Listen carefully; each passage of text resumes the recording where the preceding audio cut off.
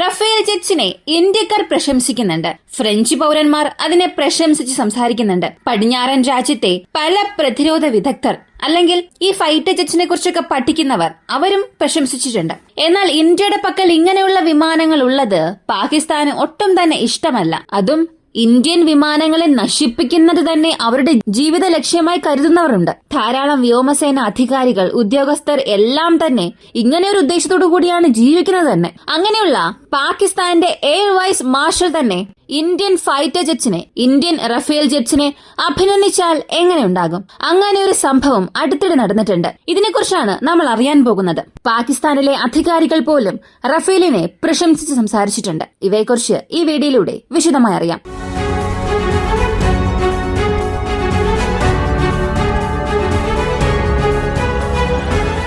പാകിസ്ഥാന്റെ air vice marshal Aurangzeb Ahmed ഇദ്ദേഹം അടുത്തിടെ പാകിസ്ഥാനിൽ നൽകിയ ഒരു ഇന്റർവ്യൂവിൽ ഒരു കാര്യം പറഞ്ഞിരുന്നു. ഒരുപാട് ചോദ്യങ്ങൾ അദ്ദേഹത്തോട് ചോദിച്ചു. അതിൽ പ്രധാനമായും റഫേൽ വിമാനങ്ങളെ വെടിവെച്ച് വീഴ്ത്തിയെന്ന് പാകിസ്ഥാൻ സർക്കാർ ഒരു ക്ലെയിം നടത്തി. റഫേൽ വിമാനങ്ങൾ ക്യാപ്പബിൾ ആയ ഒരു വിമാനമാണെന്ന് ഒരുപാട് യുദ്ധക്കളങ്ങളിൽ അത് സ്വയം തെളിയിച്ചിട്ടുമുണ്ട്. ഈ സാഹചര്യത്തിൽ ഇത്രത്തോളം ക്യാപ്പബിൾ ആയ ഫൈറ്റർ ജെറ്റ്സിനെ സത്യത്തിൽ പാകിസ്ഥാൻ വെടിവെച്ച് വീഴ്ത്തിയിട്ടുണ്ടോ എന്ന ചോദ്യത്തിന്റെ അദ്ദേഹത്തിന്റെ മറുപടി ഇതായിരുന്നു: പാകിസ്ഥാൻ റഫേൽ വിമാനങ്ങളെ വെടിവെച്ച് വീഴ്ത്തി എന്നത് സത്യമാണ്. റഫേൽ ശരിക്കും ക്യാപ്പബിളായ വിമാനങ്ങൾ തന്നെയാണ്. ഞങ്ങളുടെ പക്കലുള്ള വ്യോമസേന വിമാനങ്ങൾക്ക് സമാനമായ ഒരു എതിരാളിയായി ഈ റഫേൽ വിമാനങ്ങളുണ്ട്. കൂടാതെ ഈ റഫേൽ വിമാനങ്ങൾ സുപ്പീരിയർ കാറ്റഗറിയിൽ വന്നാലും അത് ആര് ഓപ്പറേറ്റ് ചെയ്യുന്നു എന്നുള്ളതും പ്രധാനമാണ്. അങ്ങനെ ഒരു ക്രൈറ്റീരിയ ഉണ്ട്. അങ്ങനെ നോക്കിയാൽ ശരിയായ കൈകളിലാണ് റഫേൽ വിമാനമെങ്കിൽ പാകിസ്ഥാന്റെ വ്യോമസേനയ്ക്ക് തുല്യമായ ഒരു വിമാനമായി ഈ റഫേൽ ഉണ്ടാകും എന്ന ഒരു വാക്കും പറഞ്ഞു. അപ്പോ ഇദ്ദേഹത്തിന്റെ ഈ പ്രസ്താവനയിൽ നിന്ന് രണ്ട് കാര്യങ്ങൾ വ്യക്തമാണ്. ഒന്നാമത്തേത്, റഫേൽ വിമാനങ്ങൾ സുപ്പീരിയർ എന്ന് അദ്ദേഹം തന്നെ സമ്മതിച്ചു.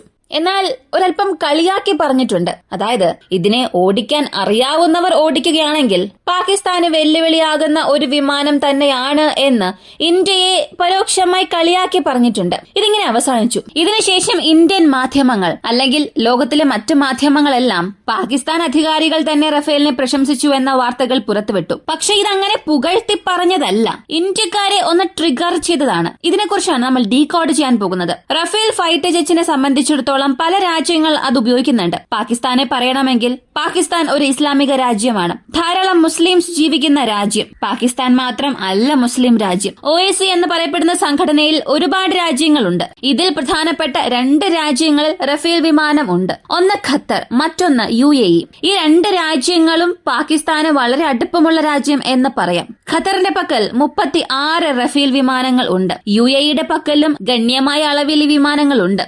ഈജിപ്തിന്റെ വ്യോമസേനയിലും ഖത്തറിലുള്ളതിനേക്കാൾ കൂടുതൽ റഫേൽ വിമാനങ്ങളുണ്ട്. അപ്പൊ പാകിസ്ഥാന്റെ ക്ലെയിം അനുസരിച്ച് നോക്കിയാൽ അവർക്ക് റഫേലിനെ അങ്ങനെ പരസ്യമായി വിമർശിക്കാൻ കഴിയില്ല. ഇവിടെ ധാരാളം പേർക്ക് ഒരു സംശയം വരാം.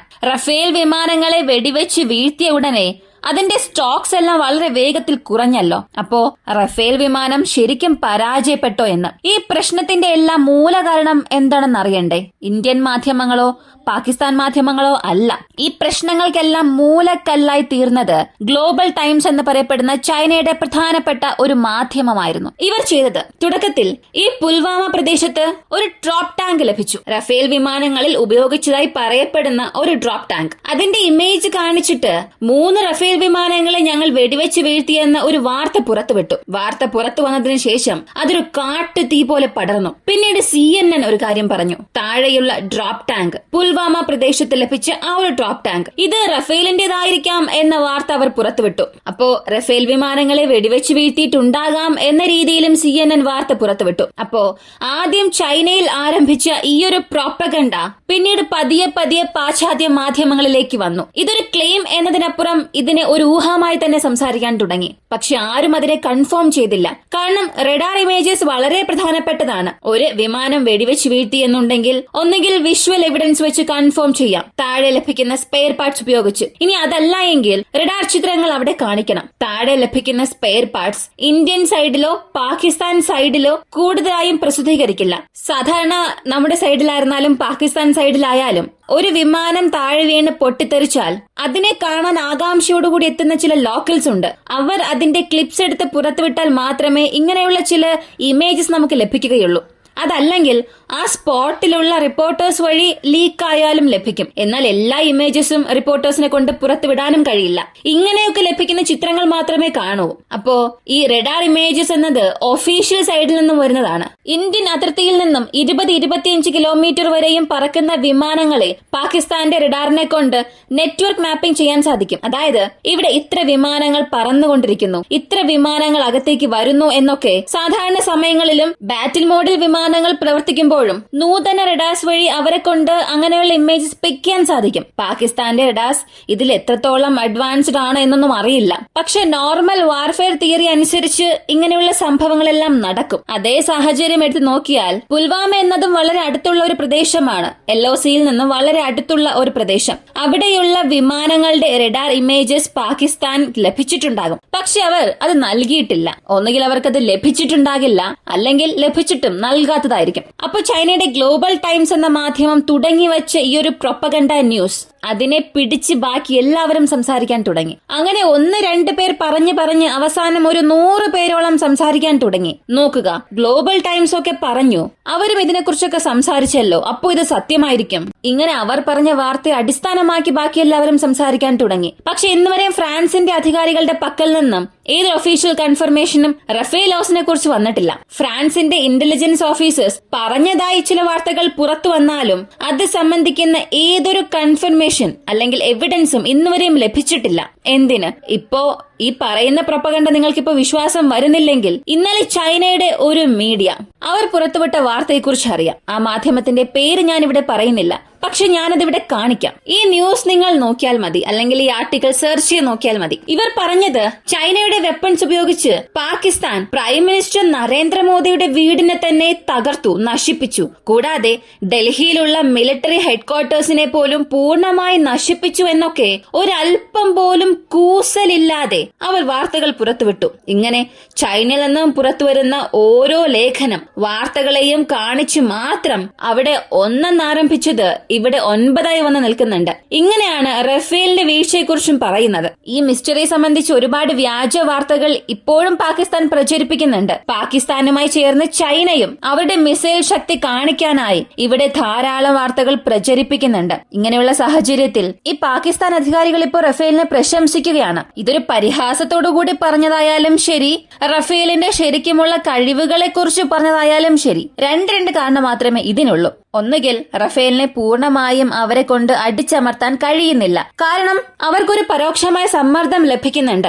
ഇന്തോനേഷ്യയൊക്കെ റഫേൽ കരാറിലേക്ക് വരാൻ പോവുകയാണ്. ഫ്രാൻസ് പ്രസിഡന്റ് മാക്രോണും അവിടെ വിസിറ്റിന് പോയിട്ടുണ്ട്. Record numbers of Rafale fighter jets അവർ വാങ്ങാൻ പോകുന്നുവെന്നും പറഞ്ഞിട്ടുണ്ട്. ഇതിനകം തന്നെ പല ബാറ്റിൽസിൽ റഫേൽ അതിന്റെ കഴിവ് പ്രൂവ് ചെയ്തിട്ടുമുണ്ട്. റഫേലിനെ വെടിവെച്ച് വീഴ്ത്തുക അത്ര സാധാരണ കാര്യം അല്ല. ഞാൻ ഇപ്പോഴും പറയുന്നു, ഇതുവരെയും വന്നിട്ടുള്ള ഡാറ്റാസ് എല്ലാം അനലൈസ് ചെയ്ത് നോക്കുമ്പോൾ കംപ്ലീറ്റ് ആയി പാകിസ്ഥാന്റെ വ്യോമസേനയെ കൊണ്ട് മാത്രം ഇന്ത്യൻ വിമാനങ്ങളെ വെടിവെച്ച് വീഴ്ത്താൻ കഴിയില്ല. കാരണം നമ്മൾ എല്ലാം ഓപ്പറേറ്റ് ചെയ്തത് നമ്മുടെ പ്രദേശങ്ങൾക്കുള്ളിൽ നിന്നാണ്. അതിനും അപ്പുറം നമ്മുടെ ഏതെങ്കിലും ഫൈറ്റർ ജെറ്റ്സിനെ പാകിസ്ഥാന്റെ എയർഫോഴ്സിലുള്ള വിമാനങ്ങൾ ഉപയോഗിച്ച് എയർ ടു എയർ മിസൈലായ PL-15 വെടിവെച്ച് വീഴ്ത്തിയിട്ടുണ്ടെങ്കിൽ അതിൽ ചൈനയുടെ എവാക്സ് വിമാനങ്ങളും ചൈനയുടെ നെറ്റ്വർക്ക് സെൻട്രിക് വാർഫെയറും ഇന്ത്യൻ വിമാനങ്ങൾക്കെതിരെ കൃത്യമായി തന്നെ പ്രവർത്തിച്ചിട്ടുണ്ട്. ഇതിനും അപ്പുറം പാകിസ്ഥാനെ കൊണ്ട് ഒറ്റയ്ക്ക് തീർച്ചയായും അവരുടെ പരിശ്രമത്താൽ മാത്രം ഇന്ത്യൻ വിമാനങ്ങളെ വെടിവെച്ച് വീഴ്ത്താൻ കഴിയില്ല. അപ്പോ ഈ റഫേൽ കോൺസെപ്റ്റിനെ സംബന്ധിച്ച് ഇത്രയേറെ രാജ്യങ്ങൾ അത് ഉപയോഗിക്കുന്നുണ്ട്. ഇവർ എല്ലാവരെയും എതിർത്ത് റഫേൽ ഇവിടെ ഫെയിലിയർ ആണ് എന്ന സ്റ്റേറ്റ്മെന്റ് ഒരിക്കലും പാകിസ്ഥാനെ കൊണ്ട് തുറന്നു പറയാൻ കഴിയില്ല. കൂടാതെ ഫ്രാൻസിന്റെ വിമാനങ്ങളും പാകിസ്ഥാൻ ഉപയോഗിക്കുന്നുണ്ട്. അത് മറ്റൊരു കാര്യം. മിറാഷ് വിമാനങ്ങൾ ഉപയോഗിക്കുന്നുണ്ട്, ഡബ്മറൈൻ ക്ലാസ് സബ്മറൈൻസ് ഉപയോഗിക്കുന്നുണ്ട്, വീണ്ടും ഒരുപാട് റഡാർസ്, ടേൽസ് റേഡാർ എല്ലാം ഉപയോഗിക്കുന്നുണ്ട്. അപ്പോ ഫ്രാൻസിന്റെ വെപ്പൺ സിസ്റ്റംസ് ഉപയോഗിക്കുന്നത് കൊണ്ട് തന്നെ ഫ്രാൻസിന്റെ പക്കൽ നിന്നും ഒരു വലിയ സമ്മർദ്ദം പാകിസ്ഥാൻ ഉണ്ട്. പക്ഷേ ഫ്രാൻസ് ഇവിടെ ക്ലിയർ ആയി തന്നെ ഒരു കാര്യം ചെയ്തിട്ടുണ്ട്. ഇന്ത്യയുമായി ഒരു ഡിഫൻസ് ഡീൽ വയ്ക്കുമ്പോൾ തന്നെ നമ്മുടെ പക്കൽ നേരിട്ട് ഒരു ഡീൽ ചെയ്യുന്ന ഫ്രാൻസ് തേർഡ് പാർട്ടീസ് വഴിയും ഔട്ട്സൈഡ് ഫ്രാൻസിൽ നിന്നും മാനുഫാക്ചർ ചെയ്യുന്ന പ്രോഡക്ട്സുമാണ് പാകിസ്ഥാനിലേക്ക് അയക്കുന്നത്. അതായത് 1980-കൾക്ക് ശേഷം ഔട്ട്സൈഡ് സോഴ്സസ് വഴി മാത്രമാണ് പാകിസ്ഥാൻ ആവശ്യമായ സഹായം ചെയ്യുന്നത്. 100 പ്രോഡക്റ്റ് കയറ്റുമതി ചെയ്യുകയാണെങ്കിൽ 75%-ലധികം പ്രോഡക്ട്സ് ഫ്രാൻസിന്റെ ടൈപ്പ് വഴി പുറത്തേക്ക് വരുന്നതാണ്. അല്ലാതെ ഫ്രാൻസിന്റെ പക്കൽ നിന്നും നേരിട്ട് പാകിസ്ഥാനിലേക്ക് പോകുന്നില്ല. കാരണം ഫ്രാൻസിന്റെ നേരിട്ടുള്ള സഹായം പാകിസ്ഥാനിലേക്ക് പോവുകയാണെങ്കിൽ അവിടെ ഇന്ത്യ എന്ന മാർക്കറ്റ് അവർക്ക് നഷ്ടപ്പെടുത്തേണ്ടി വരും. അപ്പോ ഇന്ത്യ എന്ന ഒരു വലിയ മാർക്കറ്റിനെ ലക്ഷ്യം വെച്ച് ഫ്രാൻസ് പാകിസ്ഥാനിൽ നിന്നും ഒരല്പം മാറി നിൽക്കാൻ തുടങ്ങിയിട്ടുണ്ട്. പക്ഷേ ഫ്രാൻസിനെയും അങ്ങനെ അത്ര പെട്ടെന്ന് വിശ്വസിക്കാൻ കഴിയില്ല.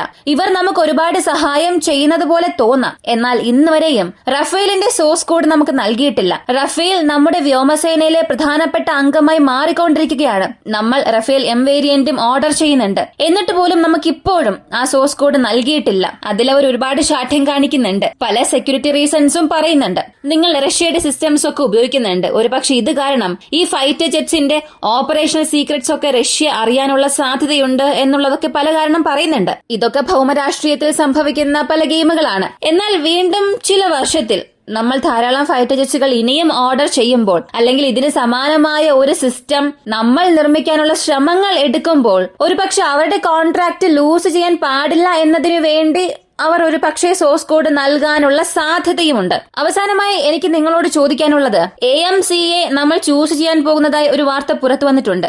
Su-57 വാങ്ങുന്നില്ല, Su-75 ഇല്ല, F-35 ഇല്ല, F-22 റാപ്റ്ററും ഇല്ല. ഇതിപ്പോ ഒരു ന്യൂസായി മാത്രമേ പുറത്തു വന്നിട്ടുള്ളൂ. കൺഫേം ചെയ്യാൻ 1-2 ആഴ്ച എടുക്കും. നിങ്ങളോടുള്ള ചോദ്യം, AMCAക്ക് വേണ്ടി നമ്മൾ കാത്തിരിക്കുകയാണെങ്കിൽ കുറഞ്ഞത് വീണ്ടും ഒരു 10-15 വർഷമെങ്കിലും എടുക്കും. അതും അതിന്റെ വർക്കിംഗ് പ്രോട്ടോടൈപ്പ് കൊണ്ടുവരാൻ തന്നെ ഇത്രയേറെ വർഷം എടുക്കും. 2040ഓളം ആകും. പക്ഷേ അടുത്ത 2-3 വർഷത്തിനുള്ളിൽ J-35 പാകിസ്ഥാന്റെ ആകാശത്തിൽ പറക്കും. ഈ ഒരു സിനാരിയോ നമ്മൾ കമ്പയർ ചെയ്താൽ നമ്മൾ വളരെ വളരെ ലാഗ് ആകാൻ തുടങ്ങും. തീർച്ചയായും നമ്മൾ ലാഗ് ആകും. നമ്മുടെ പക്കൽ surface to air missile system ഉണ്ടാകാം, എന്നാൽ നമ്മുടെ ശത്രുവിന്റെ പക്കൽ ഒരു 5th ജൻ എയർക്രാഫ്റ്റ് ഉണ്ടെങ്കിൽ ഏത് സമയവും നമ്മുടെ തലയ്ക്ക് മുകളിൽ തൂങ്ങിക്കിടക്കുന്ന ഒരു കത്തി പോലെ ആയിരിക്കും അത്. അതിനാൽ ഇതിനിടയിൽ നമ്മൾ ഏത് വിമാനം വാങ്ങണം എന്നുള്ളതാണ് നിങ്ങളുടെ അഭിപ്രായം. അത് കമന്റിൽ പറയുക. പ്രധാനമായും പാകിസ്ഥാന്റെ ഈ റഫേൽ പോസിറ്റീവ് കമന്റ്സിന് പിന്നിൽ എന്ത് കാരണം ഉണ്ടാകും? നിങ്ങളുടെ അഭിപ്രായം കമന്റിൽ രേഖപ്പെടുത്തുക. കൂടുതൽ അപ്ഡേറ്റ്സിനായി വോയിസ് ഓഫ് വിക്കി എന്ന നമ്മുടെ ചാനൽ സബ്സ്ക്രൈബ് ചെയ്യുക. മറ്റൊരു വീഡിയോയുമായി വീണ്ടും കാണാം.